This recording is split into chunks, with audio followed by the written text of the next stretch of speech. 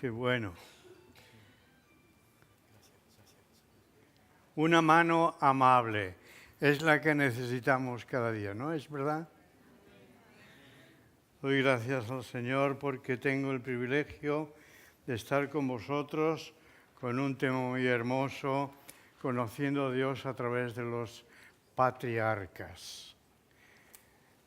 Dios, habiendo hablado muchas veces y de muchas maneras en otros tiempos, por los padres y por los profetas, en estos últimos días nos ha hablado por el Hijo, a quien constituyó heredero de todo y por quien asimismo hizo el universo.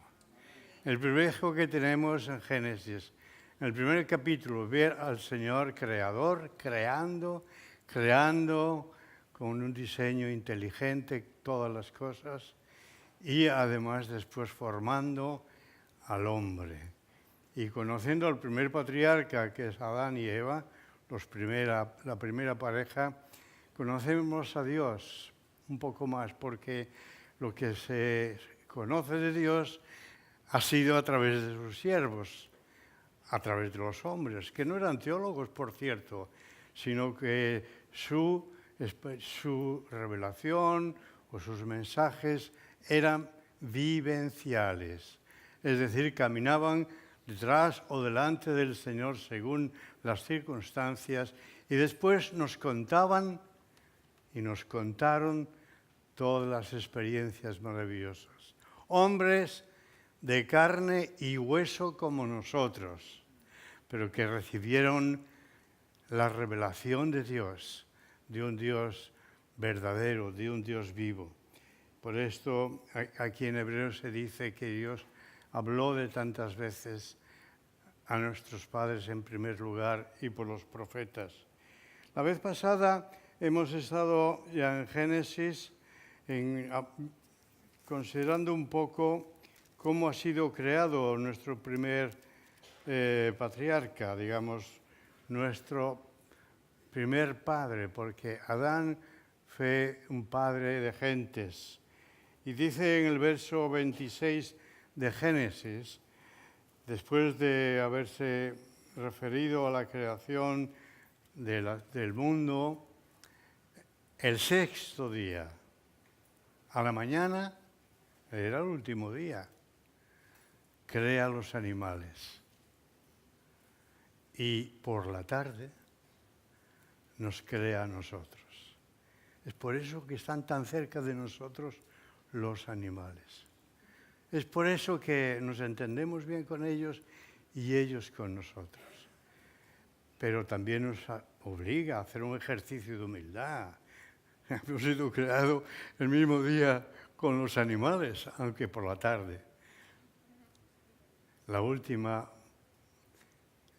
último gesto de la creación de Dios ha sido una dedicación por completo al hombre.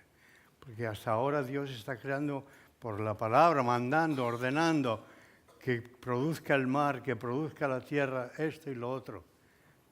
Pero en el caso del hombre se dedica de una manera personal. Es decir, manual, artesanal, tan artesanal como un orfebre, como un alfarero. Dios ha actuado como un alfarero. Él nos ha modelado con sus manos, ha dejado sus improntas en nosotros y todas las huellas que podemos ver si hay una retrospección en nuestra vida sobre nosotros mismos. Tenemos que recrearnos en la obra de Dios. Es la obra y somos la obra más grande que ha podido crearse. Hay un poeta mallorquín hizo imprimir en una de las paredes de esas hermosas cuevas de Artà. Ahí se ha pulido una pared para escribir lo siguiente. Tú que me miras, dice en la roca al que la mira. al visitante. Entonces habrás estado allí. Tú que me miras, ya quisiera yo.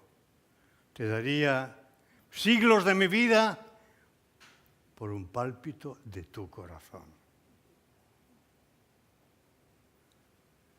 Es la obra maravillosa. Estamos aquí contemplando cómo Dios obra una cosa milagro. Es una idea que Dios tenía en su cabeza y luego la tradujo en arte, como es el hombre. Por eso la antropología es teología y la teología es antropología. Dios se volcó sobre nosotros. La imagen que nos llevamos nosotros es la que Él tiene, en otras proporciones. Pero Él nos ha hecho tal como Él era o como Él había imaginado. Las imágenes que tan poco nos gustan y que además nosotros consideramos que Dios los ha prohibido. Pero ¿dónde empieza una imagen? En la imaginación. Aunque no tengas imagen o no tengamos imágenes, podemos también ser idólatras si las seguimos. Si vamos detrás de ellas, nuestros deseos, nuestros sueños, lo que perseguimos, lo que ambicionamos, todas son cosas que tienen que ver con nosotros y que a veces desmerecen muchísimo de lo que Dios es. Cualquier imaginación que contradiga un poco, corrija la obra de Dios, es una imaginación idolátrica. Por esto es por lo que Dios hace la diferencia. Dios manda y ordena y el mundo se crea y en el caso del hombre Dios habla consigo mismo y dice, hagamos. Es decir, es una obra muy personal y muy íntima, algo que Dios desea y a lo cual Él se emplea de una manera personal y se entrega a ella. Hagamos al hombre a nuestra imagen y conforme a nuestra semejanza, y señoree en los peces del mar, en las aves de los cielos, en las bestias, en toda la tierra y en todo animal que se arrastra sobre la tierra. Y creó Dios al hombre. Primero dijo, formó, ahora creó a su imagen. A imagen de Dios los creó, varón y hembra los creó, y los bendijo Dios, y les dijo, fructificad y multiplicaos, llenad la tierra y sojuzgadla, y señoread en los peces del mar, en las aves de los cielos, y en todas las bestias que se mueven sobre la tierra. Hermanos, leyendo este pasaje y considerando este pasaje, estamos delante de un pozo profundo. Ese es el pozo del cual surge la palabra que Dios quiere que nosotros leamos y entendamos. Pero toda la palabra de Dios tiene dos partes, la parte exterior, la parte interna. Las palabras que yo os hablo, ha dicho Jesús, son espíritu y son vida. Entonces la letra sola mata. Si nosotros, en lugar de comer la nuez, comemos la cáscara y nos comemos 6 o 7 cáscaras de nueces, nos harán mal. Así nos ocurre también, leemos la Biblia, no la entendemos o no la asimilamos o no la aprovechamos porque no tenemos interés en entrarnos en los contenidos de esta palabra, o porque tenemos prisa, o porque estamos frívolos, o porque somos muy emocionalistas, o por lo que sea, prejuicios que tenemos, porque claro, todo el mundo sabe que Dios existe, aunque unos los niegan, pero la idea de Dios es una idea muy general, pero todo eso es cascarilla, es decir, es la parte externa. Dios quiere que nosotros le conozcamos. Bueno, los griegos, los humanistas, decían conócete a ti mismo, y está bien, psicológicamente hablando, tendríamos que conocernos más de lo que nos conocemos, porque si nos conociéramos a nosotros más de lo que corrientemente nos conocemos, no tendremos que ir tanto al psicólogo y al psiquiatra, tendríamos nuestra solución, porque conociéndonos y conociendo las luces y las sombras de una vida, tú mismo podrías, por tu propia reflexión y oración, llegar a librarte de muchas cosas de las cuales, digamos, somos dependientes. Hasta ahora, cualquiera de las obras que Dios hizo por su palabra son producciones sujetas a evolución. Vosotros sabéis que la gente cree más en la evolución que en la creación. Bien, en la Biblia hay evolución. Todo, aparte del hombre, evolucionó. Eso se sabe ya científicamente y nadie lo puede negar. Cuando Dios dijo, produzca la tierra y produzca el mar, puso al mar y a la tierra en producción. Y empezó a funcionar esa producción. Millones y millones y millones de años se formaron las rocas, los montes, los mares se juntaron, se separaron. Todo esto fueron millones y millones de años antes que Dios hubiera creado a Adán. Y todo esto ha ido evolucionando desde el momento en que Dios lo puso en marcha. Pero cuando llega el momento en que Dios quiere crear a un ser con el cual pueda tener comunión y recrearse un ser, entonces piensa en alguien como Él, que tenga personalidad, que pueda hablar, que pueda razonar y tantas cosas que nosotros tenemos, gracias a las cuales nosotros estamos aquí, porque hay 5 dones físicos: la vista, el olfato, el gusto, el oído y el tacto. Son dones naturales físicos que se nos dan nada más nacer. Y antes de nacer ya se han ido formando. Pero después tenemos otros 5 dones invisibles, con los cuales nos relacionamos no tan bien, que es la conciencia, la razón, la inteligencia, la voluntad. Esas cosas no se ven, pero las tenemos, las hemos ejercitado, si no, no hubiéramos podido llegar hasta aquí. Y hemos ejercido estos dones sobre metafísicos y también vivimos y convivimos con los dones físicos y los metafísicos. Eso es nuestra vida. Dios nos dio todos estos dones, pero una de las cosas que Dios, y eso ya lo tenemos que tratar en profundidad, hay una parte tuya que es de Dios más que ninguna otra, porque con las manos recibimos su forma, pero cuando Dios quiso poner en marcha aquel muñequito de barro, como era Adán al principio, entonces Dios ese día, ese momento, inspiró profundamente. Y esa inspiración entró en las entrañas de Dios, porque tenemos un Dios entrañable, un Dios que tiene entrañas de misericordia.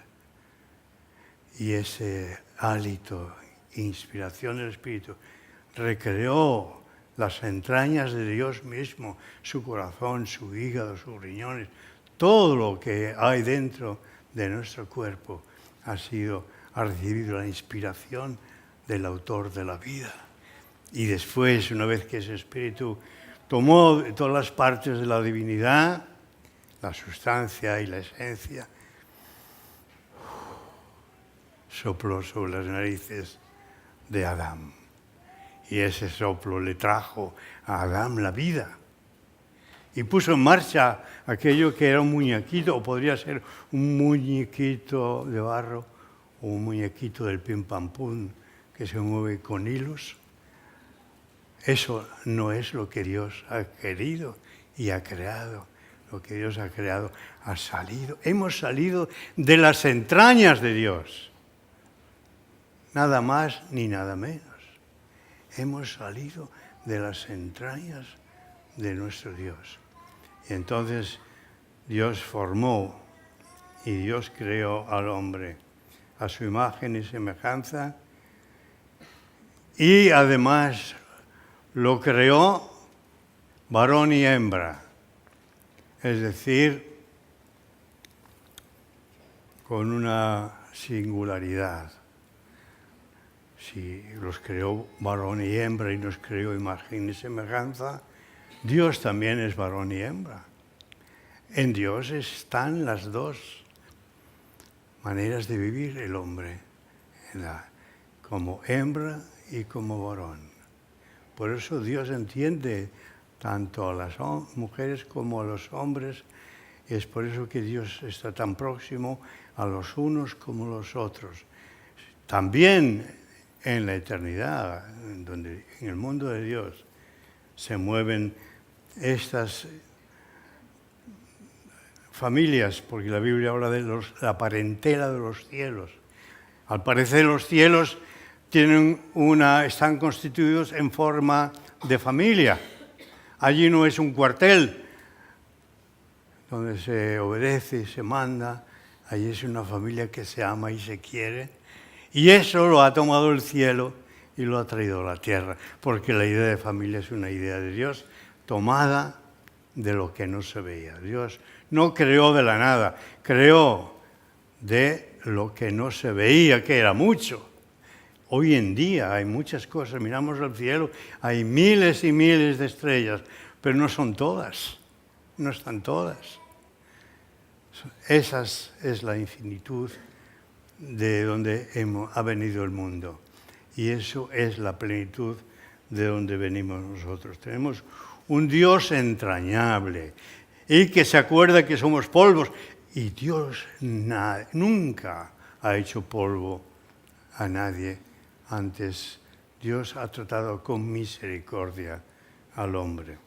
Y en este caso vemos lo que le ha costado a Dios, la inversión que hizo Dios en nosotros.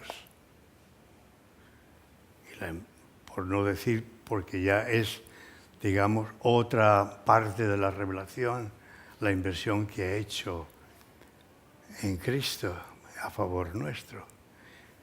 Pero de todas formas estamos hablando aquí de cosas muy genéricas y muy, digamos, del origen, varón y hembra, a su imagen y semejanza los creó.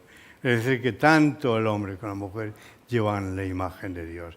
Por eso no hay lugar en donde hay un pueblo que lee la Biblia y que lee lo que estamos leyendo, que se pueda atrever a pensar que el hombre o la mujer es menor que el hombre o el hombre menos que la mujer. La misma dignidad, la misma imagen, la misma semejanza llevamos los unos y los otros. Y no hay diferencia. Dios nos ha hecho de una sola manera de ser. Somos personas. A imagen de Dios los creó, varón y hembra. Por lo tanto, puede ser y podemos aceptar que el hombre, digamos que el mundo haya sido generado por el Big Bang. Para mí el Big Bang era el Tohu Bohu, el caos del Antiguo Testamento. Eso podría ser el Big Bang, porque después de un Big Bang, después de una explosión, imaginaos cómo queda todo aquello que está en su entorno. Allí no hay orden, allí no hay cosmos, allí solo hay caos, desastre y desesperación.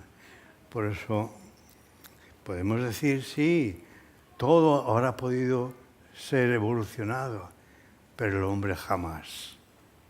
El hombre jamás, porque el hombre, la parte física, la parte biológica, puede encontrarse como en la piedra, como en la tierra, la misma química, pero el hombre no ha evolucionado.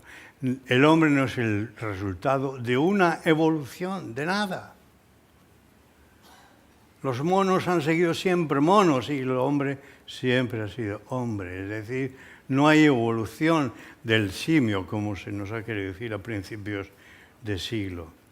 Ahora ya esa idea ya está periclitada y nadie la puede sostener, porque primeramente no solo no es científica, pero tampoco es bíblica, porque el hombre viene a ser hombre cuando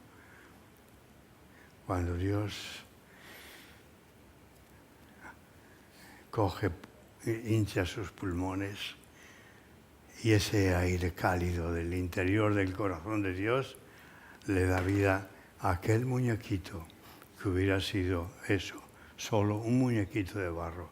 Pero es cuando el hombre se convierte en un ser que es el reflejo más fiel de lo que pudiera ser Dios. Entonces, los científicos que creen en la evolución están buscando siempre el eslabón perdido de la evolución. O el primer segundo después del Big Bang, ¿qué pasó? O antes. Están queriéndose retrotraer a ese momento. Y hoy día los científicos ya dicen que lo primero fue un fotón, es decir, la luz. Los científicos ya están diciendo que lo primero que se creó fue la luz. Entonces, ya desde cierto tiempo, la ciencia y la Biblia han bien leída la Biblia y bien entendida la ciencia, sin prejuicios materialistas, van juntas. Claro que sí. El hombre vino a ser hombre cuando Dios le dio su espíritu, el hálito, el aliento.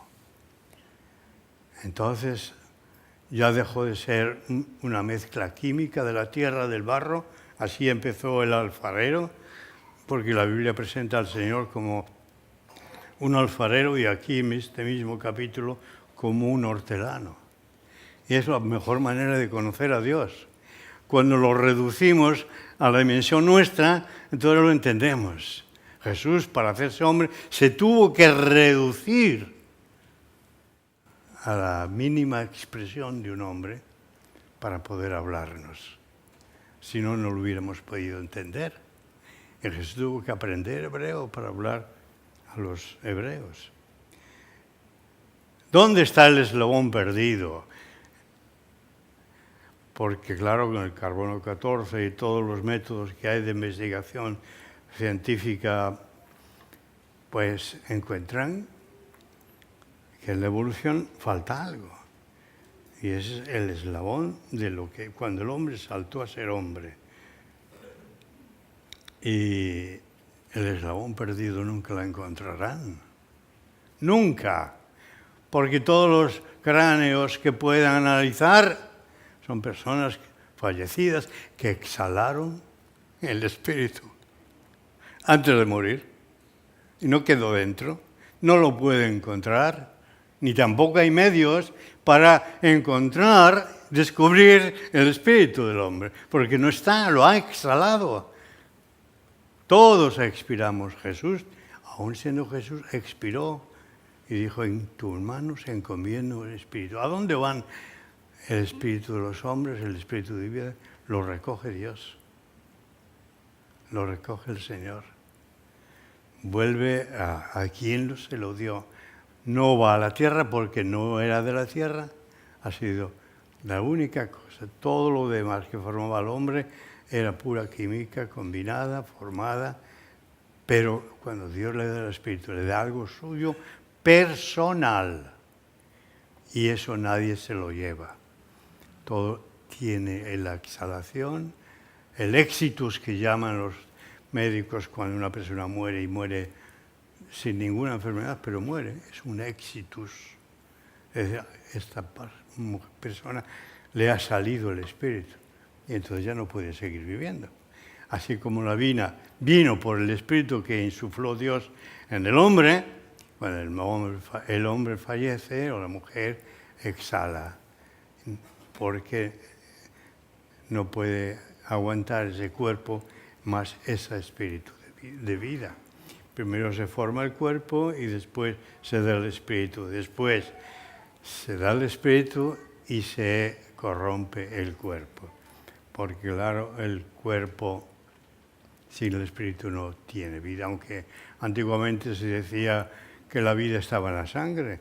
Y cuando alguien en una guerra de las muchas que se mencionan en el Antiguo Testamento y una persona moría desangrada, decían se le ha ido el espíritu. Y por eso hasta hoy el día de hoy los testigos de Jehová creen que cuando se toma sangre se come el espíritu. Y por eso tienen ellos ese problema con el tema de la sangre. La vida no está en la sangre. La sangre que como otras partes se pusieron en marcha con el espíritu. Entonces cuando Dios insufla el espíritu en el hombre, vino a ser una persona, un ser viviente. Y entonces vino a ser lo que Dios quería, con esa propiedad íntima de Dios y que pertenece exclusivamente a Dios y que eso no se pierde nunca porque Dios lo da y lo recoge. Y entonces cuando los crea varón y hembra, también aquí tenemos un límite que no podemos pasar. No podemos cambiar de género. Dios ha creado los géneros. En todos los animales, de las especies, hay géneros y géneros. Y si Dios ha diseñado el mundo con géneros, ¿quién se atreve a saltarse esta manera de ser tan natural? Los transgéneros, eso es una aberración. Y es algo que totalmente es un atentado contra la naturaleza del mismo hombre. El hombre atenta contra sí mismo cuando alguien se revela de porque es mujer o quisiera ser hombre o a cualquier momento en que el hombre de pronto se revela y quiere ser mujer y hace todo lo posible. Está traspasando una frontera que no puede ser traspasada porque es una transgresión. Es una transgresión de lo que Dios ha creado, biológicamente, neumáticamente, anímicamente. No se pueden cruzar las fronteras, porque Dios no las ha creado como fronteras. Son fronteras para nosotros, pero eran diseños que Dios ha hecho. Es como quien hace una estatua y la diseña, ¿verdad?, en la forma que quiere. Y eso es intocable porque es un atentar contra el arte.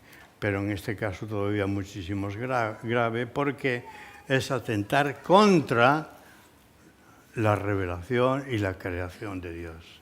Y es tocar cosas que son siempre intocables. Si los ha hecho varón y hembra, lo primero que tenemos que hacer si tenemos problemas con nuestro género. ¿Y qué es sino la violencia de género que tanto nos entristece y que se está dando en España? Pues un género contra el otro género.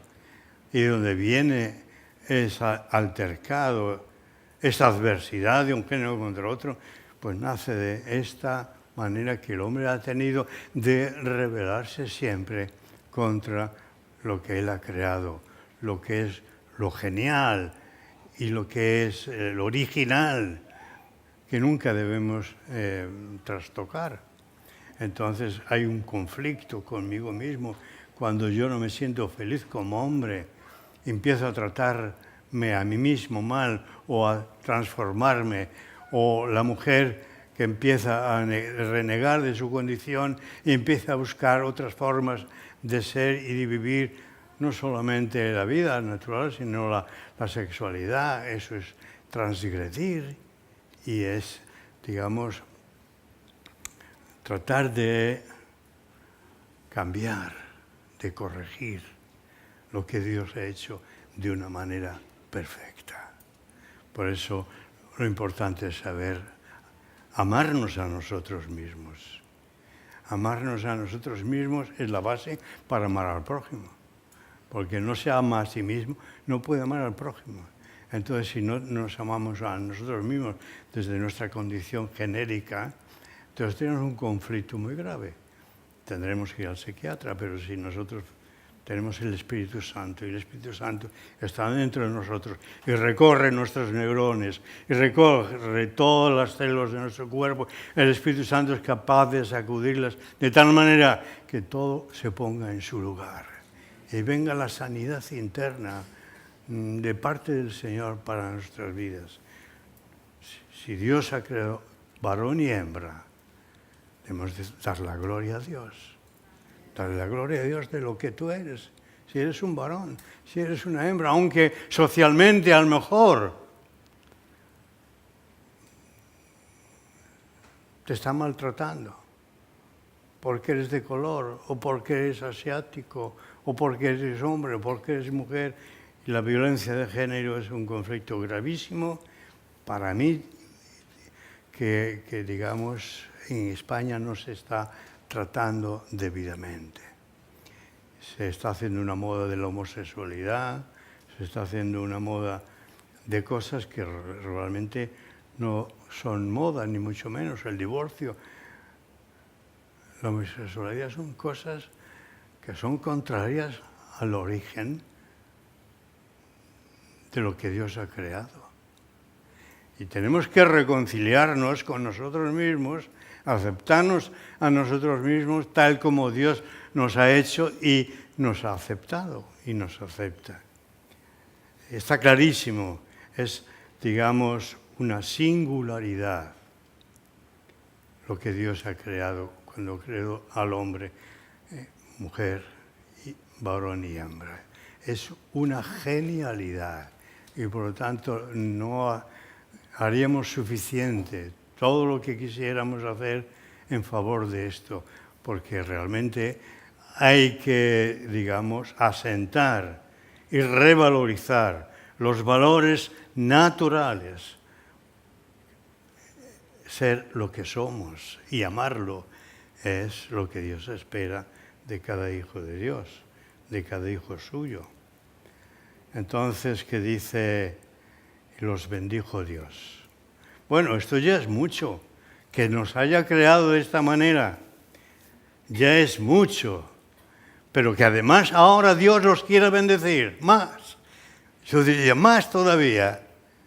Sí, porque Dios tiene muchas más cosas de las que podemos imaginar. Por ejemplo, la misma Biblia. Nos plantamos delante de un versículo y es un pozo más profundo que el del petróleo. Y podemos sacar de allí, y sacar de un versículo, y sacar de un versículo, porque ahí está revelando algo que Dios ha hecho, algo que Dios ha ejecutado. Y sin movernos de un sitio, de un versículo, podemos contemplar las entrañas de Dios y la manera maravillosa de ser de Dios. Y además de todo esto, una bendición. Dios bendice al hombre. Y si Dios bendice al hombre, varón y hembra, ¿podemos bendecir a otra cosa que no sea varón y hembra? ¿Podemos esperar ir a una iglesia que nos bendigan porque nos queremos casar como homos o como con la, digamos, perversión que podamos llevar dentro? No, Dios bendice aquello que sale de sus manos y como sale de sus manos. Pero de todas maneras, ¿por qué bendice Dios? Porque sabe muy bien que no tenemos suficiente. Saber que Dios es, digamos, mi creador, el que me ha creado. Eso es mucho, pero no es todo. Ni siquiera es lo excelente, que es a lo que vamos. La excelencia es lo que Dios ha salido de las manos de Dios. Pero que Dios nos bendiga además. ¿Qué es una bendición? Una bendición es desearle el bien a otra persona. expresar nuestros sentimientos en favor de una persona. Te sale lo mejor. Incluso, pues, también espiritualmente podemos, ya que somos espíritu, alma y cuerpo, nosotros somos una trilogía.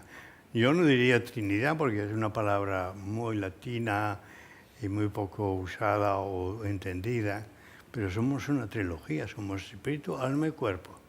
Tenemos el núcleo de la vida, es ahí, el espíritu. Luego tenemos el alma en torno al espíritu. Y la parte exterior tenemos el soma, el cuerpo. Y somos una trilogía. Y podemos bendecir 3 veces. Partiendo del espíritu, de nuestro espíritu. Partiendo del ánima, de nuestros deseos, los mejores. O partiendo, probablemente, darle un abrazo sin más a una persona o en ponerle la mano. Si les queremos bendecir, tenemos que bendecirles con toda nuestra alma. Pablo decía a Timoteo, tú has recibido dones cuando yo te impuse las manos. Y es verdad. Pues esos dones que tú has recibido, los tienes que avivar tú. No digas al Señor, avívanos. No, avívalos tú. Tú tienes que avivar tu vida, soplar sobre ti mismo, ministrarte a ti mismo. Porque las iglesias están llenas de gente problemática. Es decir, que gente que viene aquí para que les ministren. Pero ¿por qué no te ministras tú a ti mismo o a ti misma de los recursos que Dios te ha dado? Y no te dices tú a ti mismo, no se te ocurra eso, José Luis, no puedes ahora ambicionar un Mercedes. Ahora los Mercedes se van cuando uno se muere, porque todos los coches fúnebres son Mercedes. Me he fijado en esto. Ya no envidio tener un Mercedes. Con un Fiat 500, que con el hermano me ha traído un Fiat 500, he venido muy feliz. Es decir, que Dios nos bendice y cuando Dios nos bendice, otra vez, nos bendice desde adentro. Nos desea lo mejor, quiere lo mejor, nos ofrece, cuando imposición de manos, puede transmitirse también un don. Empieza ya Dios a ministrar al hombre. Fíjate, Dios ministrando al hombre.